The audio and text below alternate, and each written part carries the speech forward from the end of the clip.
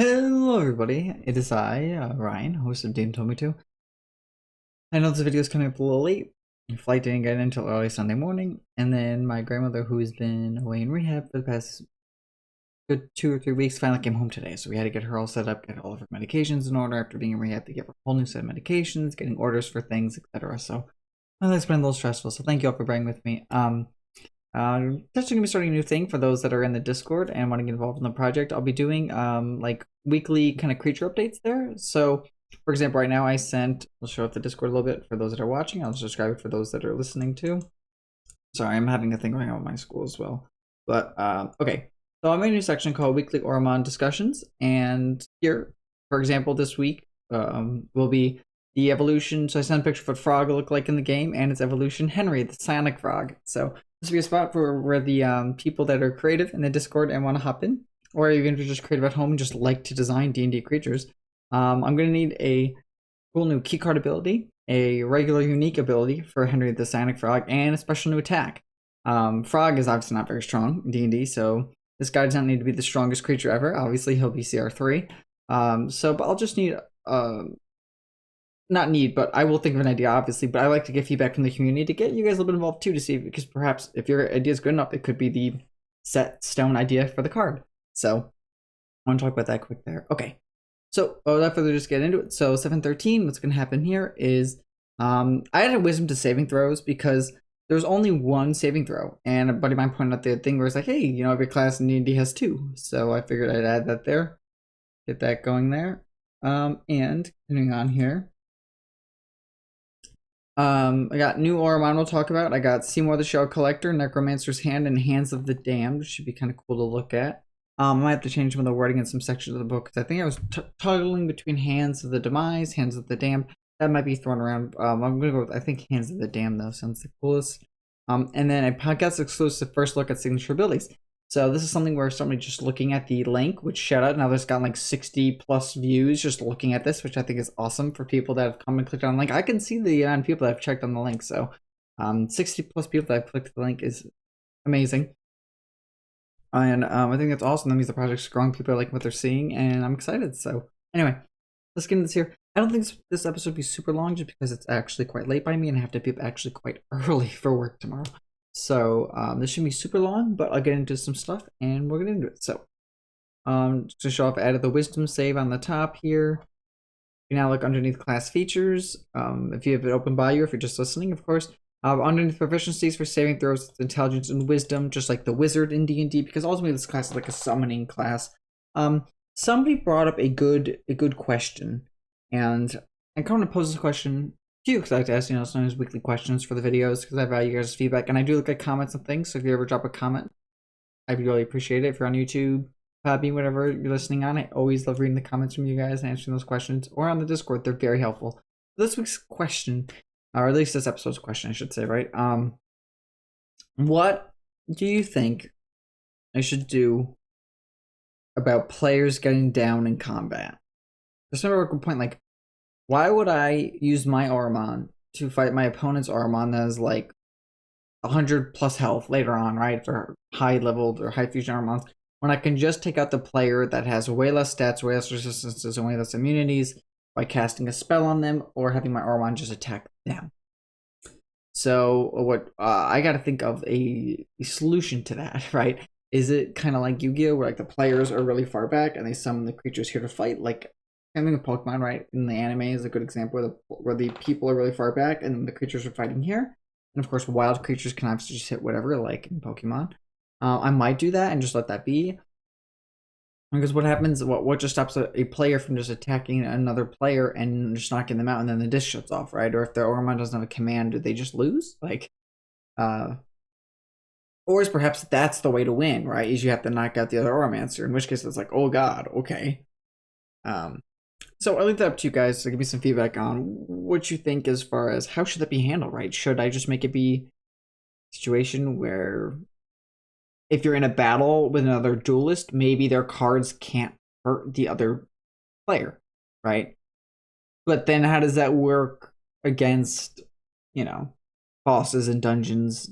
Does the boss have to win? If a drag or if something has a breath attack that's like a cone attack, and you summon your creature 5 feet in front of you, and you are right behind them, and you get caught in the cone attack, should you take damage? I kind of think you should, because you're right there, like you would in the Pokemon world, or you would in the Yu-Gi-Oh world if you took damage. But obviously, of course, with Yu-Gi-Oh, there's life points. That's how the game is in Pokemon, and it is about creatures getting knocked out, which is kind of more towards the system, right? Of course, if the player goes down, then it's different. But anyway, so let me know your thoughts down below. What you think of that? Okay, I showed wisdom here. Let me get down to the other things. I made some other grammatical changes again. Also, if you guys ever notice grammatical changes, please let me know. And then shout out to the people on Discord that were letting me know. Hey, for example, I missed Vulture completely in CR0, and I would not have noticed that until I went back through my list of creatures that I have to evolve, and I was like, oh, I missed Vulture. So shout out for Vulture and Disease Rat for letting me know of that.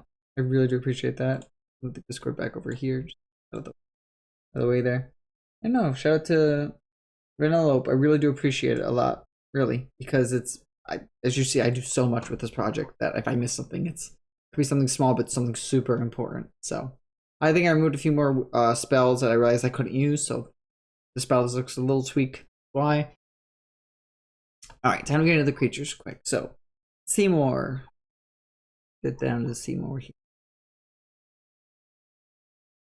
Yeah, so and I was looking at the book layout more. I think doing the card packs first and then the list of creatures is probably for the best, because the card packs and things listed are just going to be the things that are in D&D, right?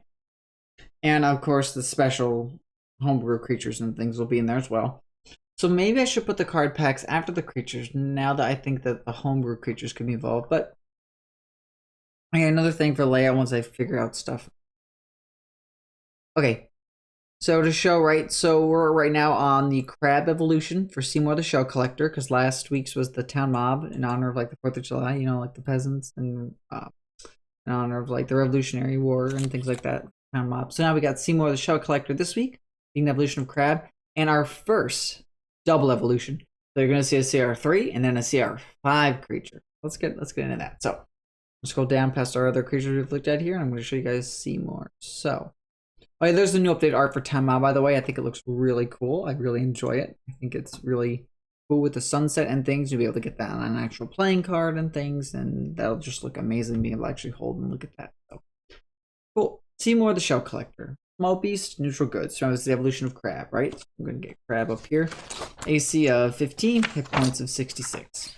Strength 10, dex of 14, con of 11, which strong. Look at right if it's 11. Oh no, 10 and 11 are +1. I'm gonna make it strength 12 because its physical attack is a bit stronger. So okay, intelligence of 4, wisdom of 10, charisma of 8. And I look at it again. I'm also gonna fix its intelligence being a 6 instead of 4. It's 2, because I feel like it should be a little smarter for what it's gonna do, or more smart, I guess. So. Key card, it's got a +4 to stealth as a skill. It's got slashing. Actually, yeah, crab came with the stealth of +2, so he's got stealth of +4. And I love the art form. I think it looks way more better like this with the underwater background. You'll be seeing the underwater background, a lot of different underwater things. So I think it just looks super cool and super generic. I could use a lot. So there he is, kind of like hanging off of like a sunken mass, reaching down on the ground by some coral. So key card ability, resistant to slashing because he's got like armor on him. Damage immunity to fire because he's made of water and a crab. So his shell's pretty hardened. Passive perception 12, doesn't have any languages, and challenge of 3. So, keycard ability, Kelp Protector. After being your keycard for 24 hours, it gives the Oromancer kelp armor. So the Oromancer begins to get these astral pieces of kelp that cover their torso. The kelp armor, I'll fix this quick because I noticed spelling errors quick. The kelp armor provides no more protection than light robes, but when underwater or wet, it provides heavy armor protection at no movement penalty. Kind of cool, right? So Oromancers usually traditionally just have the run-of-the-mill normal light armor, maybe some leather armor. But if you ever get wet or it's raining and you're wearing kelp armor, it acts as heavy armor with no penalty. That's really cool. He's got the special unique ability of Kelp Shield once per combat. Seymour can, as a reaction, cast Shield that will affect him and one ally within 5 feet. The shield resembles that of kelp and seashells, right? So it's kind of cool. He basically can like pumping attack can quickly like put his claw into the ground and bring up like a wall of kelp and shells to act as a shield or an AC buff to him and his allies. So to quickly look at, right, D&D shield spell, and it's once per combat, right? So it's nothing too crazy. But if you're like, oh, that attack's gonna get me and my friend next to me, it's a breath attack, or it's something that's like an AoE hit on both of us, an invisible barrier of magical force appears and protects you until the start of your next turn. You have a +5 bonus to AC, including against the triggering attack, and you take no damage from magic missile. Pretty cool. So some low protection there as AC becomes 20. So good luck trying at that, unless you get above that, obviously. But remember, this is just a CR3 creature, so being able to do that once per combat, I think, is a fair. Maybe I'll make it once per day, but I don't know. I think once per combat's okay. And then he keeps the same amphibious ability that the crab had, where Seymour the Shell Collector can breathe on air and water. So he's pretty good there. Multi-attack. Seymour the Shell Collector makes 2 claw attacks, so +3 to hit, 1 target, 1d8 +3 piercing. The basic, you can do that twice. Or you can do Bucket of Shells. This is our first recharge ability. Dragons and D&D traditionally have recharge abilities with their breath attack. So if you're going to give Seymour a cool recharge ability of recharge attack of Bucket of Shells. So that's where, if you look in his art, right, he's got his little string with a little bucket of shells hanging down, and he collects shells. So that's his whole little thing. Seymour throws shells out from his bucket in a 15-foot cone. Each creature in the area must make a DC 13 con saving throw, taking 5d6 piercing damage on a failed save, or half as much on a successful. So I upped the damage, right? Because I will look up right now the way recharge works. I don't want to lead you guys completely stray here. So the notation recharge X to Y means a monster can use a special ability once, and that ability then has a random chance of recharging during each subsequent round of combat. At the start of each of the monster's turns, roll a d6. If the roll is one of the numbers in the recharge notation, the monster regains the use of the special ability. The ability also recharges when the monster finishes a short or long rest. And then, for example, they use in this one the Gibbering Mouther. That means you roll a d6. If it comes up as a 5 or 6, it can use the spit attack again. It's recharged. So basically, he comes in, Bucket of Shells, and 15-foot cone, and then at the start of each of his turns, the player will roll a d6. If it's a 5 or a 6, he gets the use of, he's gathered enough shells to be able to throw into the bucket of shells at people. So I think that's just a little fun little concept. And I like him. He just looks like a little old man that's like park crab. So, Seymour the Shell Collector, a little bit of lore about him here. The Kelp and Shells Auromon. Legends speak of as humans started forming civilizations, the wildlife around them tried to adapt. As I notice things, I will go through quick and fix the grammar just so I don't mess up. Them tried to adapt to go along with them. As time went on, crabs started to see how fishermen function and started to grow themselves. As they did, they started to collect things at the bottom of the ocean that humans could only dream of. One of the leaders of the crabs as they grew was named Seymour. He would help the local fishermen by providing some of the strongest kelp from the deepest kelps of the waters around their towns. When he would bring it to shore, it would help the humans protect themselves from sunburns. When used in water, though, it would help function as some of the toughest materials someone could get their hands on. Seymour has figured out he can use the shells to damage others while also using kelp to help protect himself and. So there's the lore behind Seymour the Shell Collector, a little bit about him, a little bit kind of like how he came to be as an evolution, like a fusion, right? Of as the crabs fuse enough, they will evolve into a Seymour the Shell Collector. So I can look at like the aura recognizes like significant people or creatures of that group that have become well known, and that's why you're able to summon them to fight alongside you. So Seymour, being such a helpful little crab person, has now let you be able to summon a fight with him as a Auromon. So that's pretty cool. Next is okay. So I'm gonna load up Crawling Claw here. Crawling Claw. Here we go. Okay. So information about the Crawling Claw. AC 12, points of 2. Here's what we're gonna do. I'm gonna try to make this be a little separate. There we go. Maybe. Okay. Crawling Claw, tiny undead neutral evil. So we're done with Seymour. We're now into the next thing, and this is our first thing with 2 evolutions because I thought it was really cool, and I think it came out awesome. So for those in the Discord, obviously you've already seen this, but for those listening, I'll probably have them on the thumbnail so you can see them as I talk about them because I'm really excited. So, Crawling Claw, AC of 12, tiny undead neutral evil. Hit points of 2. This is the basic creature needed, right? If you've ever fought an early, super level 1 character, level 1 campaign with your friends, and the DM throws a bunch of crawling claws at you, it can be kind of intimidating, kind of scary, but they only have 2 hit. Speed of 20 feet, climb of 20 feet. Interesting to note. Damage immunities being poisoned, so it can be poisoned because it's undead. But condition immunities of charm, exhausted, and poisoned, so it can't have those effects because it can be charmed or exhausted because it's an undead crawling hand, right? Senses is blind sight 30 feet, and then the blind beyond the radius, past perception of 10. It understands common, but it can't speak. Claw is immune to effects that turn undead, and Claw, which is a melee weapon attack of +3 to hit. Reach 5 feet. It's one target for 1d4 +1 bludgeoning or slashing damage, the Claw's choice. And this is all CR0, guys, so there's a picture of it right there. And for our sake of discussion, this is actually a rare for the CR0 category. So what I think is actually pretty cool, right, is this is our, this is our first rare we're talking about in the podcast. So this is cool, right? This is a cool thing to show off the rare power level versus an uncommon evolution or common evolution of that. So getting into the rare here. Okay. Scroll down. All right, so you fuse up a bunch of them and you get the Crawling Claw will evolve into the Necromancer's hand. So here's a cool picture drawn by Jacob Blackmont, and I think Seymour was also drawn. I have to put in the information about Seymour, but most of the backgrounds you're going to see on this project were provided by Carl, and I know I talked about Carl before. Carl has helped draw on things like Angelican. This is a picture that's purely from Carl or Carol. I'm sorry if I'm pronouncing your name wrong, but I just call him Carl to be short. And Carl does, as you see, he draws this, but he also does so many good backgrounds, guys. If you haven't checked him out and you need an artist, I super recommend him.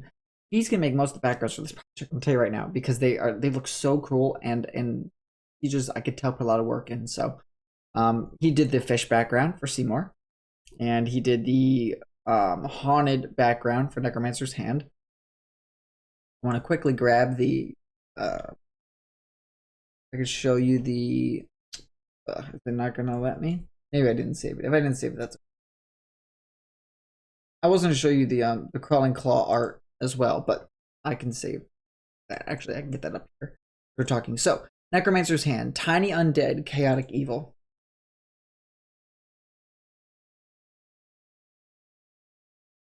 Damage immunities is poison, necrotic, so it's now also immune to necrotic damage, which is pretty cool.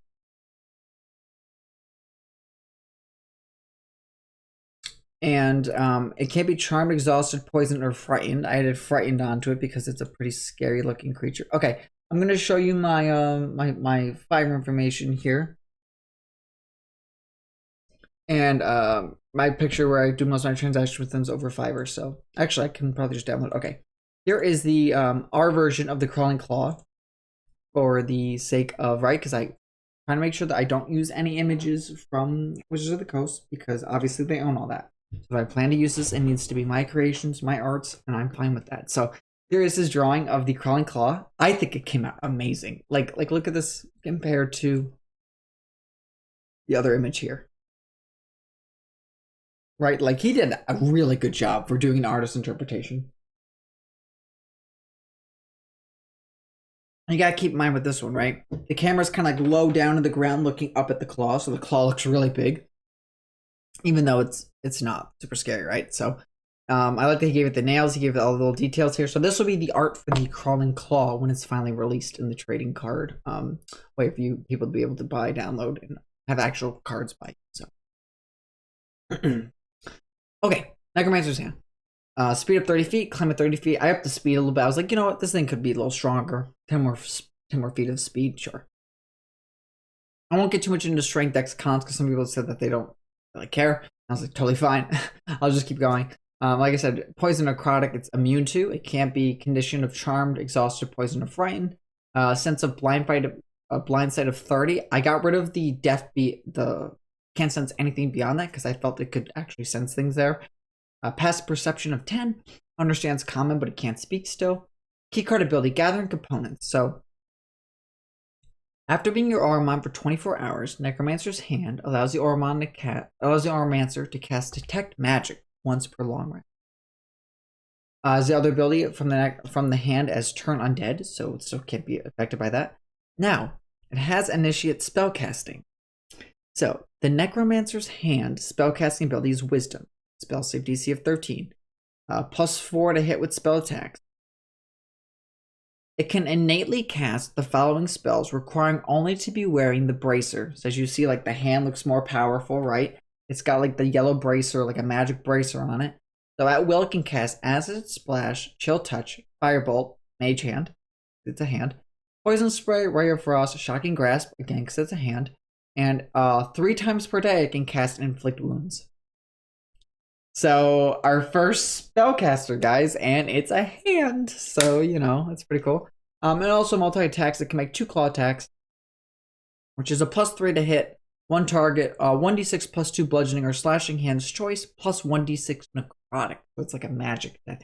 So let's get into some of the details. Necromancer's Hand. The Death Crawler Auromon. The leader of the Crawling Claws, who once was a strong and powerful necromancer. Once a necromancer was defeated in battle, before its death, it was able to conjure all of its energy into its left hand. It tasked this hand with gathering the needed components to bring back its body to its once former self. It will stop at nothing to bring itself back to its former glory as a strong and powerful necromancer. It leads the Crawling Claws to go out and search for the many components it needs to complete the ultimate ritual. By wearing the bracer from the necromancer, it can cast some of the spells it was able to when it was at its full form. These spells are casted out of the bracer, and as such, if the bracer is removed from the hand, then it can no longer cast spells. So the big thing behind this is it's just like, could be a fun lore thing, right? Perhaps your group runs into a wild necromancer's hand that needs help finding its magic bracer, and that's just a great thing for DMs to jot down if you need an idea or a mission, if players are doing like a quest-like mission or something like that. Or it's a way now that you're listening, if you ever play this with your play group, and you have something that heats metal or a way to use Mage Hand to pull the bracer off the other necromancer's hand, then it can't cast the spells out of it anymore because it's not attached. Once it's gathered what it needs to perform the ritual, it must find the mausoleum that the necromancer used to perform its first resurrection. By doing this, it's able to draw in when its body first tapped into the dark arts. With the components being gathered and the location set, the ritual can begin. Hopefully. So that's the lore behind Necromancer's Hand, and now I get to show off the evolution. And I've been hyped for this ever since I first saw this, and hopefully you guys will be as well. I liked the idea of because so the lore behind Necromancer's Hand is it's a hand that's trying to bring back its former body, right, to what it once was as a necromancer. Well, what happens if that goes a little wrong? And so that's what I wanted to get into here with Hands of the Damned. So let's show this off here. And if you're watching, you can see on the thumbnail. Or listening, I'm sorry, you can see on the thumbnail. But if you're watching, it's even cooler. All right, here it is. So inside of the mausoleum, you have this monstrosity, Hands of the Damned. I wanted to make this. I gotta figure out a way to center this more. I'm not the most adept with the GM Binder, so I'll probably ask the GM Binder Discord for some help in centering this image, because with this being a second evolution, I want it to be proud and separate from the whole back and forth, like left and right images in the book, right? If you see me, like, okay, it's just gonna go back and forth the pictures. If it's like this, like a boss creature or like a second evolution, I wanted to give it like its own page, its proud picture, and then its creature block down below it. So in the Hands of the Damned here. Medium undead monstrosity. Yes, it is 2 creature types because that's what it is. It's an undead monstrosity. It's chaotic evil. AC of 15. Hit points of 125. Because now remember, we're in CR5, everybody. We are in the upper bigger leagues here. Speed of 30 feet, climb of 30 feet, bunch of stats. It's immune to poison, necrotic. It can't be charmed, exhausted, poison, or frightened. So I kind of kept those the same. Sensitive past perception of 15, so I upped that because obviously if you look at it, got a bunch of eyes for hands, and it's above its magic circle, and I'm just gonna get all of its lore behind. I think it's really sick, and the shadows behind of this creature. Look at there's 2 hands coming out of one of the stalks there. I just think it looks crazy. Anyway, and understands common but cannot speak, just like its former self was. Okay, keycard ability gathering components. Oh, I have to fix the I have to fix the name of that. In my notes, I have that actually. Let me grab that quick.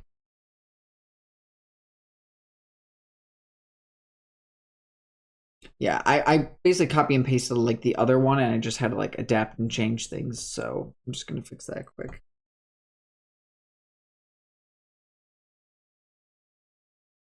Okay, key card ability.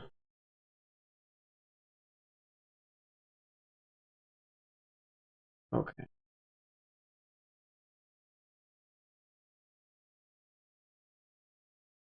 Looking for the truth. Okay. That transfers over, okay.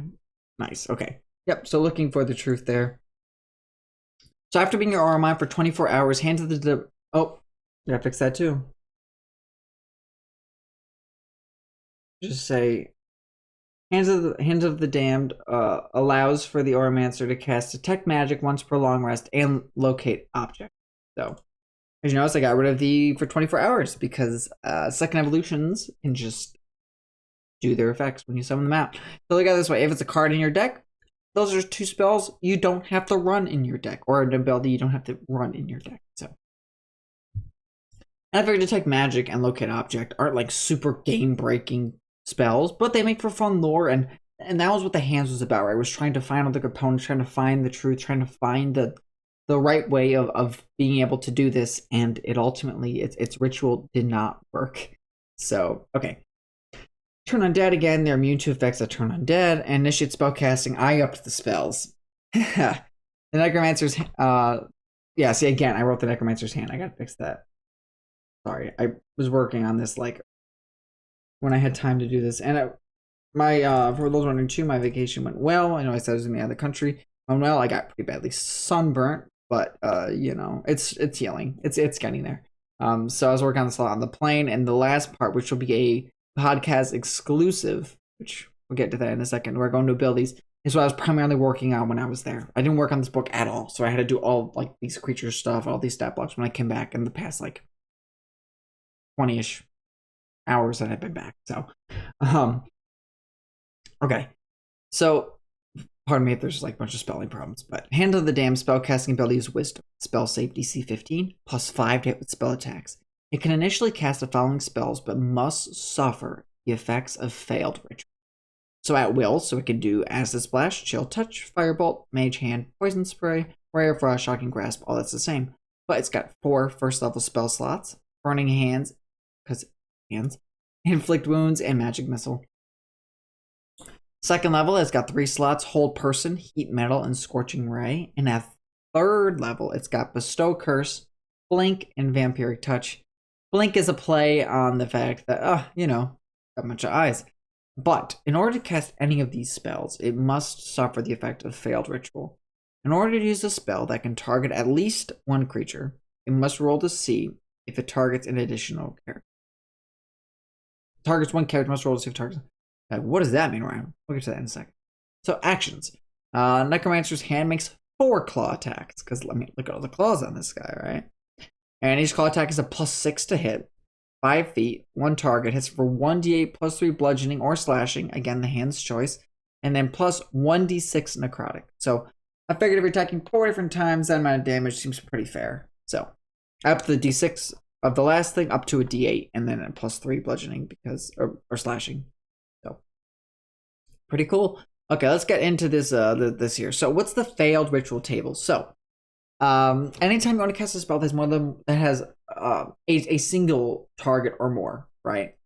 For example, Blink doesn't. Blink lets you leave this realm, enter the ethereal realm, and then be able to pop back out for surprise attacks. Is what Blink does, which I think is fine because this creature is all about usually spellcast, but it can cast some physical claw attacks by popping up on people and things, and it just looks so beautiful. I just love looking at it. Sorry. Okay, let's get into it. So there is 5 different results you could get from the failed ritual table. 2 of them are super extreme. Then there's the middles, and then the more middle option. Actually, yeah. So that's right. So that's what I did. I was like, wait, what did I do here? Okay.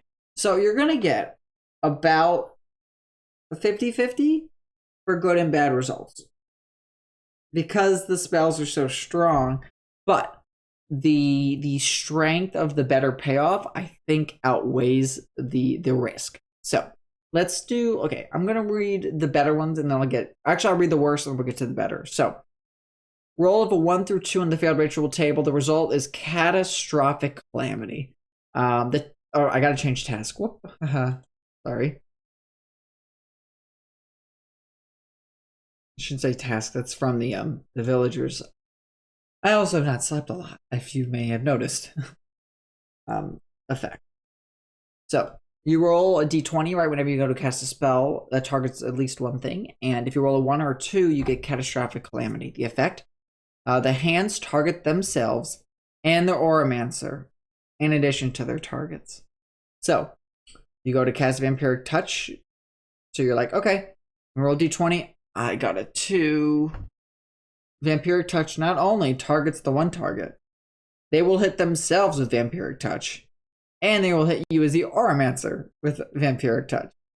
So it adds that risk of a 1 or 2 of being like, I as the summoner could get hit with the spell, but it could also hit itself and hurt itself and an enemy. These all, as a heads up, will always hit their like in addition to their targets, right? So whatever you choose to original target, that will always be an option for you. You're never going to lose that as a result from the failed ritual table.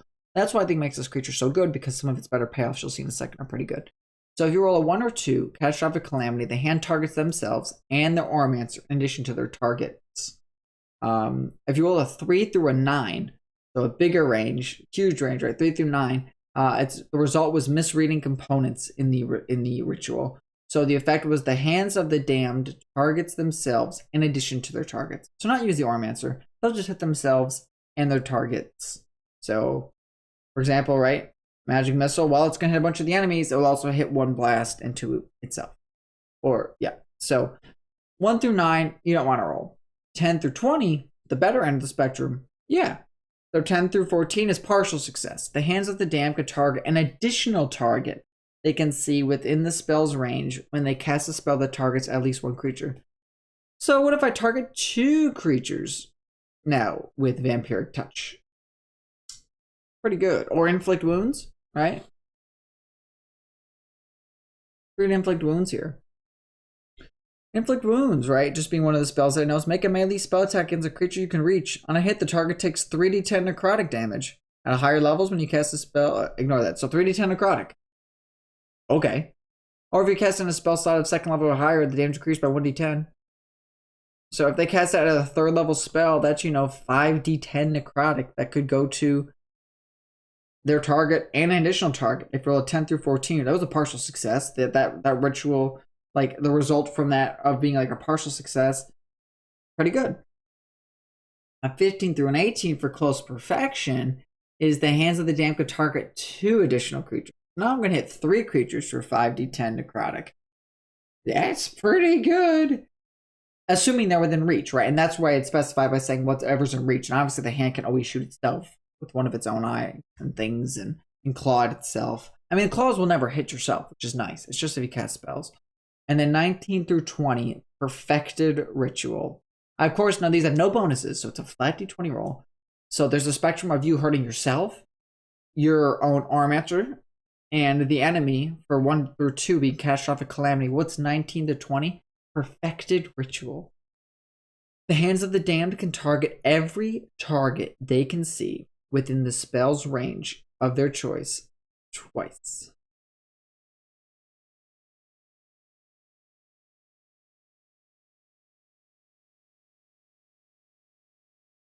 Yep. So things like, Scorching Ray.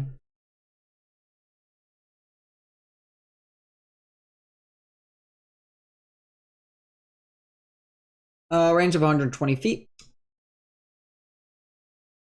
If they cast Scorching Ray at a 3rd level spell, when you cast a spell using a spell slot 3rd or higher, you can create 1 additional ray for each slot above the 2nd. So you can, create 3 rays of fire, hurl them at targets. Well, you can create an additional ray or an additional thing, right? You don't get to cast an additional copy of the spell. You just have an additional target, and that's what's more specialized with it, right? So you can make an additional ray to hit somebody. But what if all those rays now double into 6 rays, and then this thing's now just someone shoots out a bunch of rays all over? That's where I'm going to change it to be within the spell's range of their choice twice. And I have space, so without consuming an additional slot. So every target they can see within the spell's range of their choice twice without consuming an additional slot. So this is a CR5 rare creature right here, everybody. We've entered the big leagues from just a creature that hits hard or a creature that has a cool effect. But it's a risk, right? So if you want to cast Scorching Ray and accidentally targets you as the Oromancer and itself, it's going to be hurting itself with some of these things. 1 through 9, it always hurts itself. 1 through 2, it hurts you and itself and its target. But if you hit that 19 to 20, it can target every target you can see within the spell's range of their choice twice without consuming additional. It just seems so good, right? So that's what I was saying. I think the reward it definitely outweighs the risk. But I want your guys' thoughts. What do you think of it? And I'll got some lore here. So, Hands of the Damned, the failed ritual Auromon. This thing I gave like a whole little paragraph to because I thought it was cool. So, with the ritual commencing, with magic floating around the inscribed ritual circle, and the gathered magical crystals being consumed, as the final blood has been spilled, the hand, I'm going to say the necromancer's hand, I think. It's going to start as the necromancer's hand. The necromancer's hand is ready to become its true form. The energy was building, and the ground began to rumble from inside, this never having been done before. As long as the necromancer's hand knew. The hand was able to sense the bodies around it, to materialize into the air and start to flow towards its open bone that was jutting out of its upper wrist. As the body's flesh and blood floated above the hand, the power underneath the circle became so much it started to rattle the whole mausoleum.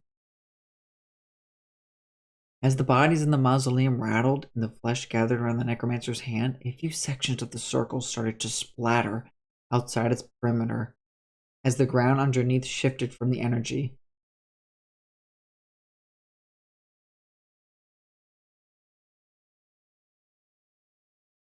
This instead caused the flesh around the hand to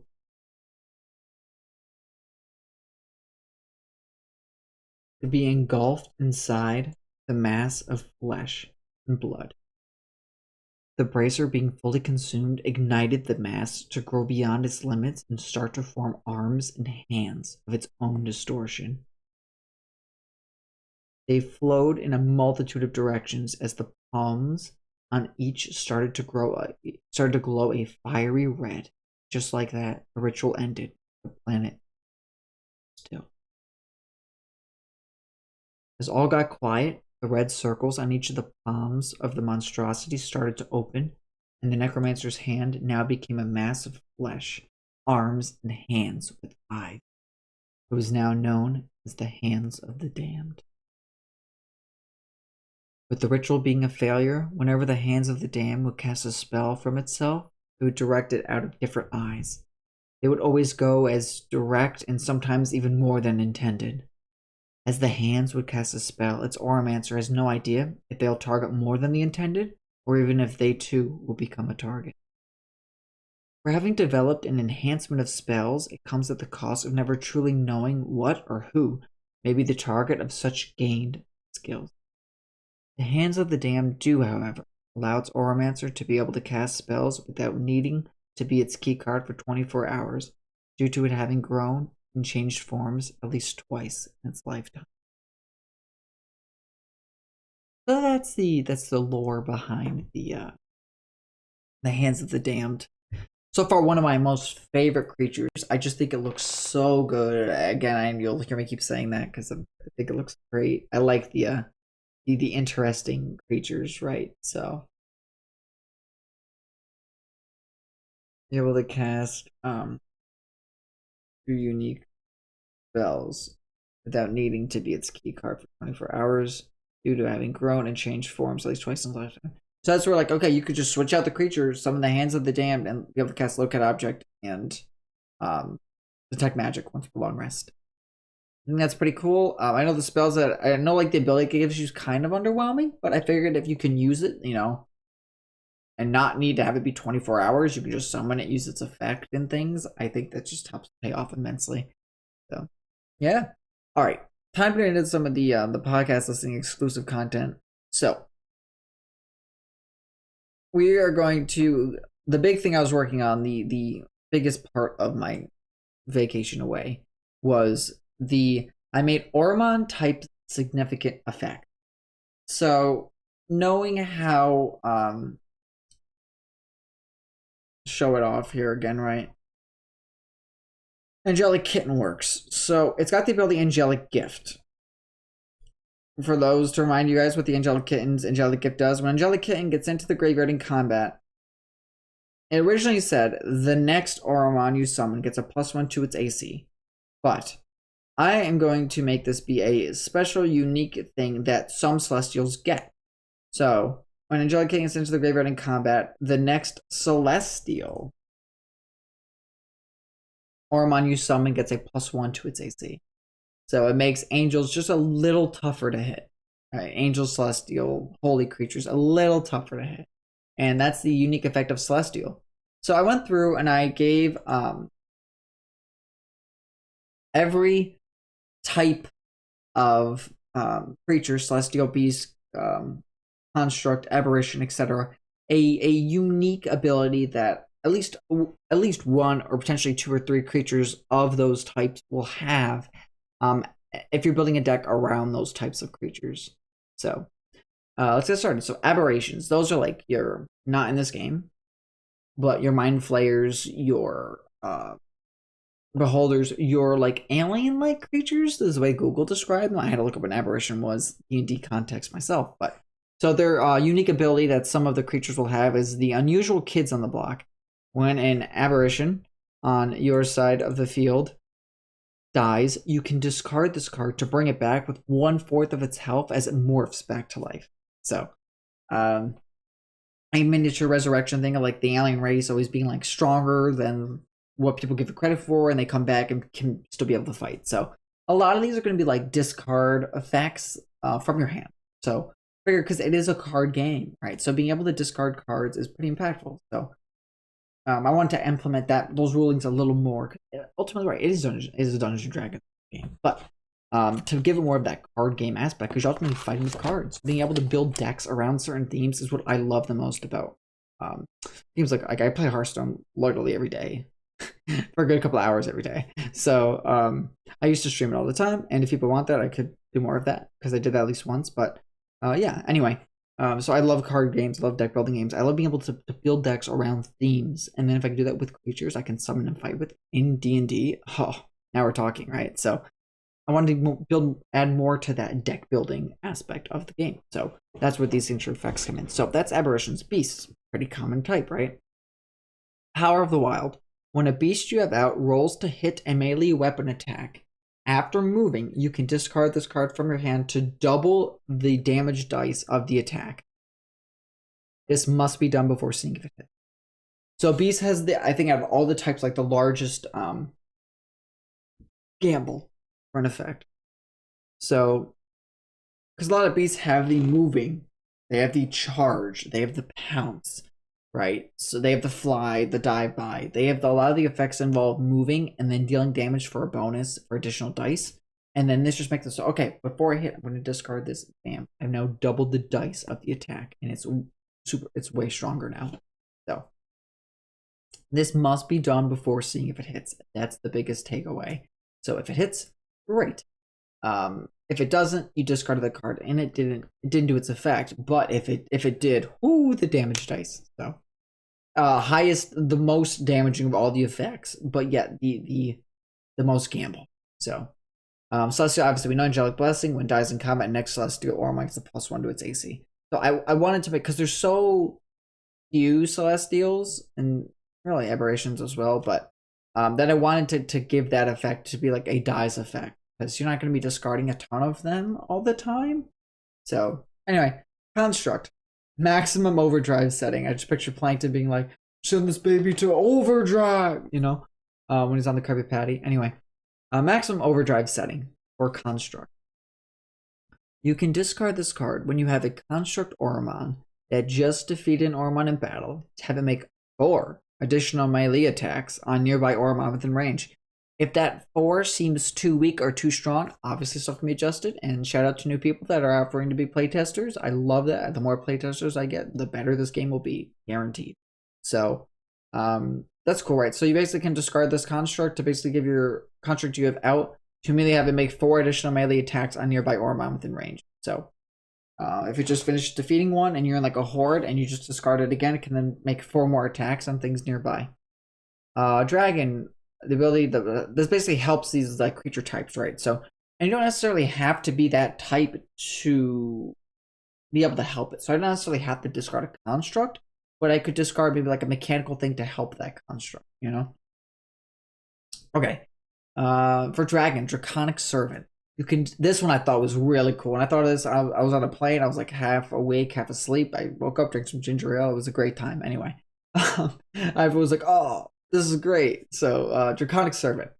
You can discard this card from your hand to allow a dragon Auromon you have out that just made a breath attack recharge on a breath attack sooner. This is done by increasing the range to include another number on its recharge. And then I say this lasts until it leaves the field. For example, a recharge of 5 or 6 becomes a 4 to 6. So that way you can get a higher chance of recharging your breath attack. Because ultimately for dragons, right, they are about that breath attack. And then if they don't get the next effect, then they're just in trouble, right? Because really, dragons in D&D, they're it's called Dungeons and Dragons, right? So their dragon attack is usually one of their strongest aspects, and the biggest thing that nerfs them is the fact that they can only do it 5 to 6. Once you change that to 4, or you discard a bunch, if you build like the premium dragon deck, right, which type, it can then become 3 to 6 or 2 to 6, depending on how many of those cards you're able to discard. There might be a homebrew creature at some point to maybe let you bring a card back out of graveyard to add it into your hand. If that's the case, there's only one class I think that could be cool for of these primarily, and that's Undead when we get to that. But for now, I think I got to be careful with that, right? Because some of that could break this discard mechanic, and then it just gets OP. So anyway, basically increases the range so let them be able to use their breath attacks quicker. Really cool. Elemental. So the ability Elemental Incarnate. If you control an Elemental Auromon, you can discard this to increase the power of the next spell card you cast this turn that targets one enemy. When rolling for damage of a spell you're about to cast that targets one enemy, you take half of the total amount of dice you'll roll and add that amount to form your new total. For example, instead of 48, you'll roll 68 damage.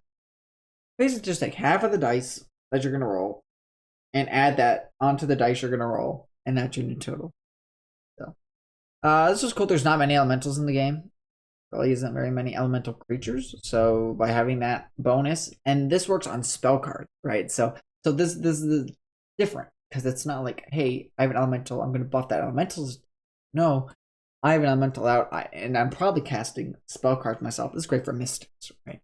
And then increase that damage by half. So. Also targets one enemy, Mystics are about chaos, but still, the spellcasting class.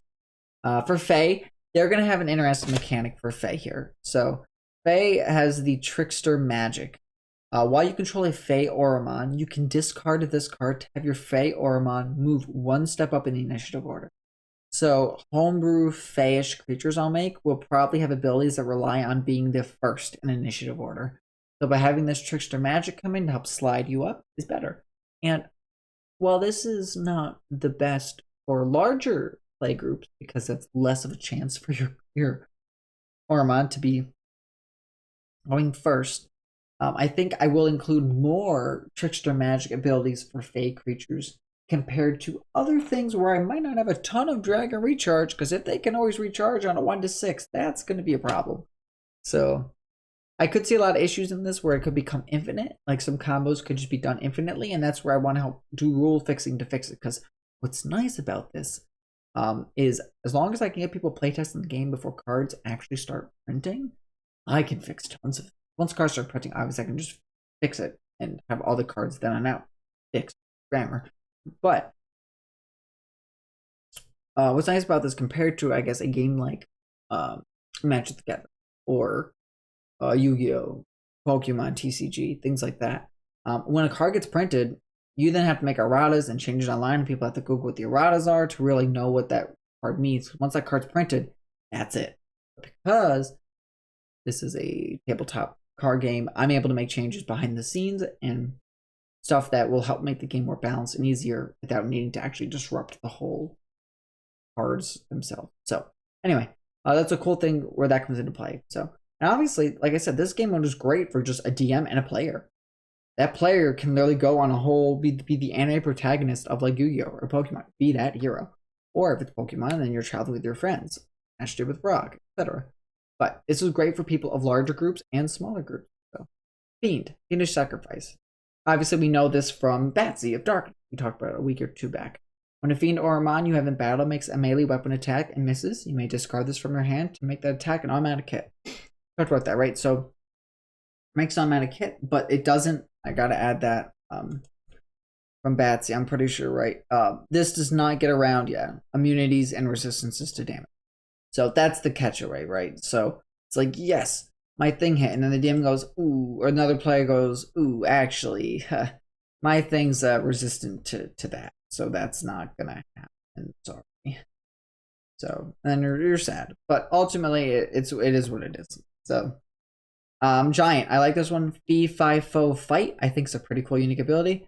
At least the name. And for Giants, I was really trying to think of what they struggled with, right? What was bad about Giants? So I said, you can discard this card when you have a Giant Auromon, and when it defeats an Auromon of any size smaller than it in combat, it can increase the range of its melee range attacks for the rest of the combat by 10 feet. This is done through the limbs of the giant growing. So it literally is like a giant that grows in size as it defeats things. So, and that way then it can be able to hit flying creatures that are potentially just out of reach, or be able to reach further to deal more damage if you're in like a I picture like a Lord of the Rings style, where like if there's like a giant out there that's like fighting things, also just grows bigger to be able to take out more hordes of enemies, and yeah, things like that. I just try to think of interesting things in my life or things I've seen that helps gear shape towards what I'm thinking, and trying to think of things that, you know, what makes the Giants bad in D&D, or what is their weakness that could help them if they had a buff or something. So I figured range. If they're heavy hitters and they're physical hitters, give them range, because then they can hit a lot more things a lot further away. So Humanoid, I might have to fix Humanoid a little bit. They were ones I was trying to think of something unique. I called Unite the Army. You can discard this card when a Humanoid misses a melee attack to make an additional... Oh, to take an additional action from the discarded card as well. Multi-attacks and other actions function normally. So, what this means, right, is, oh, my Humanoid that's out missed its attack. Okay, I'm going to discard this card, and whatever print on that card as an action I can do, and multi-attack is in one action primarily, right? So, okay, that card basically comes out, does the attack, and then like gets back being destroyed. But I basically called Unite the Army, meaning like it's never alone. You can discard this and bam, now summon that creature out to do one of its actions to also try to deal damage to whatever you're fighting. Or especially if you know, okay, the Humanoid I have out and if what I'm fighting is resistant to my attacks, but the card I have in my hand, it can do an action that lets me do a elemental damage attack. Instead of me having to release my Humanoid that's out, I'll just discard this and do its super effective attack on the enemy. Bada bing, bada boom, I'm there. So, pretty cool. For monstrosities, I call it to serve my fellow monster. While you control a monstrosity Auromon, and it just took damage, you can discard this card to reduce damage it further takes by a d4 for each CR of the Auromon you discarded for the rest of the battle. Parentheses. A CR3 creature always reduces damage taken by 3d4 every time the Auromon takes damage. So it's basically it's like a little bubble, right? It nullifies a bit of damage every time, but not a ton. It's a d4.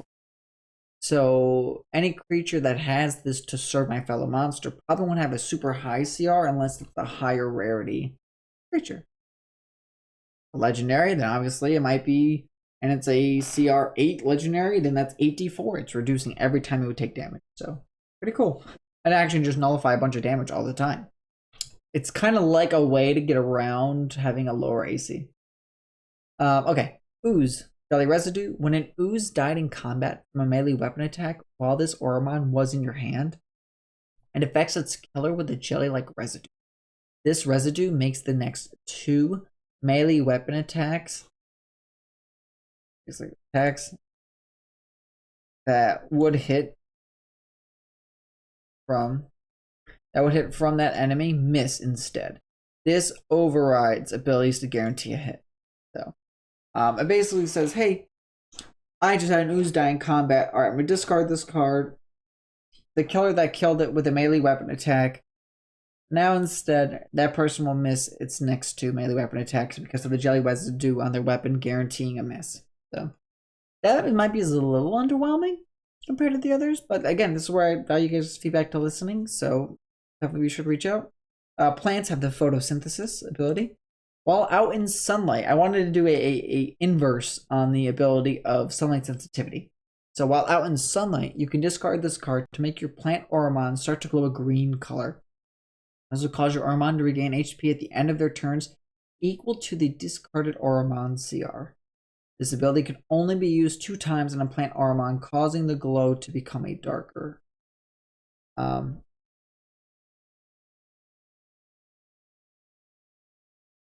going to say equal to D4 times the discarded Auromon CR.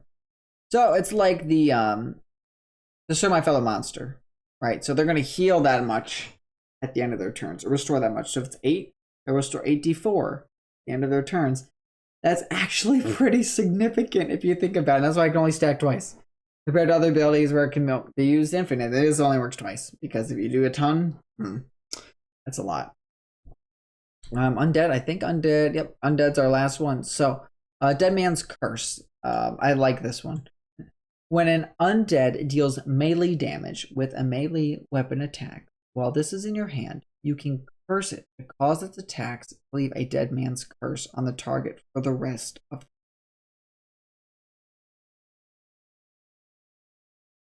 Wait, when undead deals melee damage with a melee weapon attack, while this is in your hand, you can discard it. That's it. I said you can curse it. You can discard it to cause its attacks to leave a Dead Man's Curse on the target for the rest of combat. Dead Man's Curse will cause damage to the afflicted Auromon at the end of each of their turns with necrotic damage. Each curse deals damage equal to the CR of the Auromon that was discarded. Its effect can stack up to 3 times. The curses are removed when the victim of the curse leaves the battlefield or the battlefield ends. Basically a play on the devil we talked about that like hurts somebody and continuously deals them damage at the end of their turns. That's the same thing here. Except all they have to do is successfully make a melee weapon attack. So, for example, if we go back here to zombie, I might just change it to be a melee attack. I think weapon is what zombies use though, even though zombies just kind of slam. I was trying to I was thinking like, okay, what is undead's weakness, right? Oh no, melee weapon attack is like slam and stuff. Okay, yeah. Like their weakness isn't that they don't come back, because they come back. They just don't deal like a ton of damage. Whereas if they can inflict something with like a curse, Dead Man's Curse, then at the end of that thing's turns, even if I miss my next melee attacks, they're still taking damage with the CR I discarded. And that's why I stacked it 3 times. So for example, you discard a CR 10 something, that thing's taking 10 damage at the end of each of its turns, no matter what. The curse is removed when the victim of the curse leaves the battlefield or the battle ends, obviously. So it is a cool way to be able to whittle down an enemy, especially if you know, like, okay, if I have an effect, or if my players can discard or help me with an effect that makes this next attack be guaranteed to hit, and I've cursed my zombie, so the attacks it does for the rest of the combat curse people, pretty good, right? And then those curses at the end of their turns, they'll take CR equal to the discard, really good. So anyway, that was some exclusive, because that's not going to be in the book, right? So, I mean, it'll be in the book, but it'll be on a few creatures done with deck building, and you'll see that at some point. But I want to give you a little taste into some of the abilities I'm working on for some unique Auromon that are out there. So, without further ado, I just want to end it by saying thank you to everybody that's been up with the project. I know this video is late again, but I apologize. It's just I got a lot of stuff going on in my life, and thank you all for being understanding and still support the project because I'm hyped for the project. I have 3 artists working on things right now, so obviously if you, and I say this a lot, but if you want to contribute or help the cause, Patreon is a great way to do it. You'll get benefits through there, and even if you just make a one-time donation on Patreon, obviously that's always helpful. So, and it obviously goes a long way because obviously this art for these things is not cheap. Oh yeah, Carl, by the way, my man Carl, I was praised and talked about. He did this entire picture. Carl drew this thing. He did these walls. He did so much for this, and I love how it came out. I think the Hands of the Damned is by far one of my favorite, just because of how like grotesque and monstrous it looks. So, yeah. With that being said, if it's nighttime for you, have a good night. If it's daytime for you, have a good day. And with that, I will catch you guys all. Yeah.